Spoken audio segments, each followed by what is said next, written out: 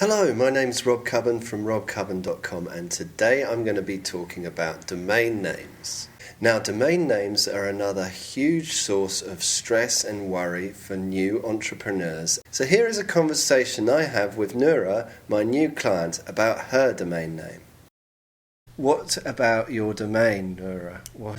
Right.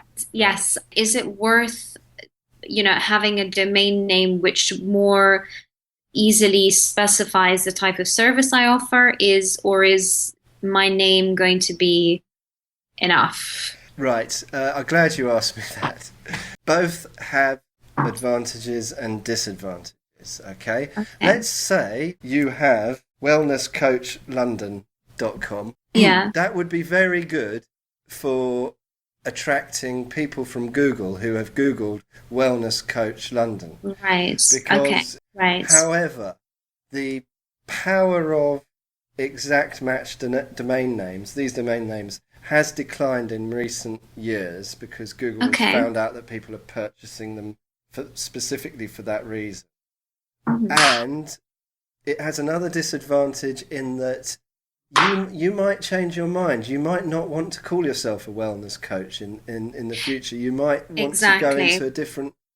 Yeah. this is something I've found with me. I'm robcubbon.com because I have changed. I was a print designer when I started online. Oh, okay. Yeah, which was in 2006. So, Yeah. I could have made a big mistake there. And the domain name is quite important. You can change it, but it is better if you get it right in the first Yeah. step. The advantages of having your name Hmm. is it's more of a brand. Yes. You're lucky that you've got a rare name and Yeah. people will remember it. And you can change it. You can hook anything on it. I mean, obviously you're going to have your niche. You're going to stick within that niche, but over the years you may want to change. Intuitively, I feel that I'm going to take your suggestion and probably Okay. just go for just norahnash.com, and then it leaves it open. And then, so if somebody knows of my website now if they visit in 2 or 3 years, there's going to, they can Yeah. still type in the same thing, and Yeah. whatever changes I would have made would have been reflected in the Yeah. website. So, Yeah. So, as we can see, there are advantages and disadvantages for having your name as the domain name or keywords in the domain name. So, for example, if you manage to purchase healthcoachlondon.com, then people searching for a health coach in London are more likely to find your site than if it was called something else. The disadvantage of this approach is that it pigeonholes you into a certain keyword, and maybe in a year or 2 years' time you'd like to pivot your career into an adjacent area. So if this might be the case for you, then maybe your firstname and lastname.com might be a better idea for your domain. Another important point is that Google has downplayed the advantage of having keywords in the domain name.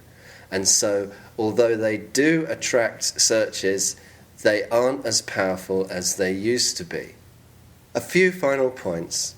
Try to keep your domain as short as possible and try to buy a .com. If you can't get the .com, have a look for the .net. Otherwise, if you have a common first name and last name, then try and add another word to the end of your site. For example, one of my favourite bloggers is Steve Scott. He obviously couldn't buy stevescott.com, so he blogs from the domain stevescottsite.com. And the final thing to remember is most people won't go to your website by typing in the domain name in the browser address bar. They will get to your site via Google searches, social media, and other avenues. So don't worry about it too much. Try and keep it short and try and get the .com. But at the end of the day, the most important thing is the content on your website. Okay, I hope you enjoyed that. My name's Rob from robcubbon.com. Goodbye.